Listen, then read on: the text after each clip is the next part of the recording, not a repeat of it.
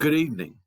As spoken about in other videos, the discussion about Kentucky and the Civil War is a very complicated discussion.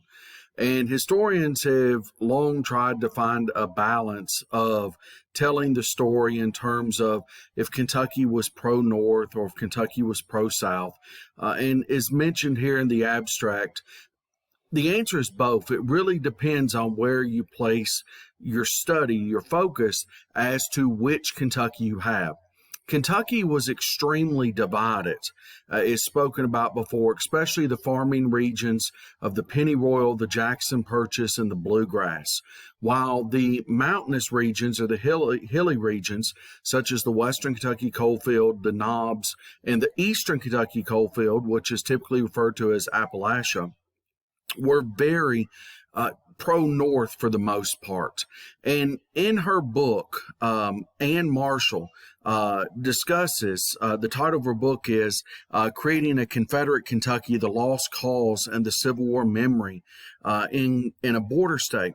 And what she looks at is she looks at how divided Kentucky was, not only during the war and why Kentucky was divided during the war, but she also looks at the legacy.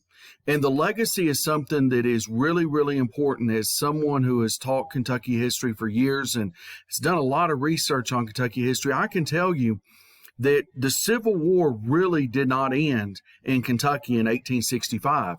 In fact, numerous historians, numerous individuals have long held the idea that Kentucky really joins the Confederacy when the war is over. In other words, in a lot of ways, Kentucky picks up the lost cause of the Confederacy when that lost cause is finished. And Kentucky holds on to it.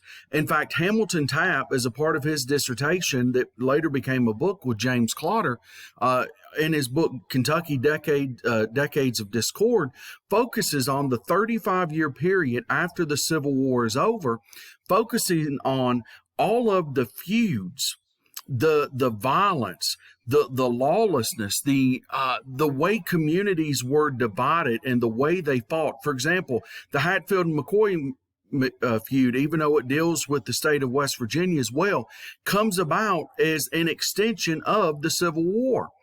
It just continues on and on and on. Both of these works talk about in 1885, you have the election of a lot of former Confederates. For example, Simon Bolivar Buckner in 1887 becomes governor of Kentucky.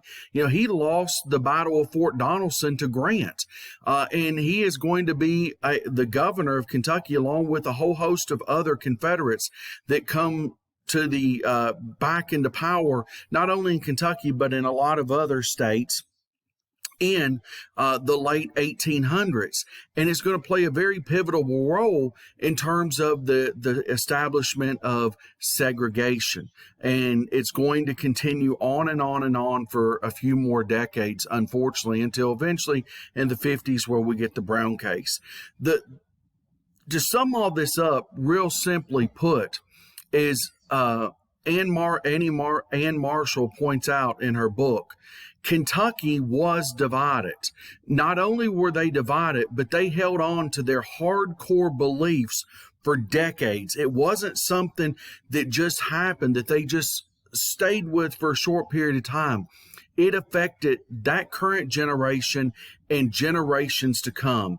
And again, Hamilton Tapp reinforces this idea many, many years ago with his title, Decades of Discord, how divided Kentucky was, how communities really never recovered. I have long said that in a lot of ways, after the Civil War is over, Kentucky wanted to maintain the lost cause of the Confederacy so much that Kentucky turned their back on the Industrial Revolution, on the construction of railroads. Moving forward, we were literally stuck in the mud looking backwards. And I think that Anne Marshall and also Hamilton Tapp would greatly agree with that assessment in terms of their works and their study on Kentucky.